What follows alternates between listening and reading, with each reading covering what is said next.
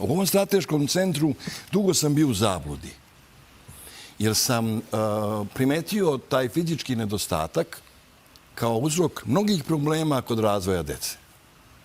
I vremenom sam pakovao, bilo je fizičko, mentalno u duhovnom zdravlju. To je program. Zamenio sam to iz pedagoških razloga. Mentalno, fizičko u duhovno. Mentalno je šta znaš? Ne znamo ništa. Fizički šta možemo? Ne možemo ništa. Duhovno, da li smo srećeni? Nismo. Kako se stiču te tri kategorije razvoja čoveka, ličnosti deteta? Ide nauka, struka, praksa. Praksa zastareva za 3 godine.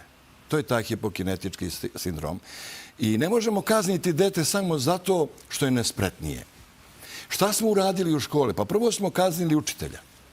Učitelj mora da bude pojam svetinje u okruženju gde živi i podrška porodice i naroda kompletnog, da je on neko koji istinski brine o detetu. A nije on plaćen da brine o detetu, nego je on posvećen tom programu.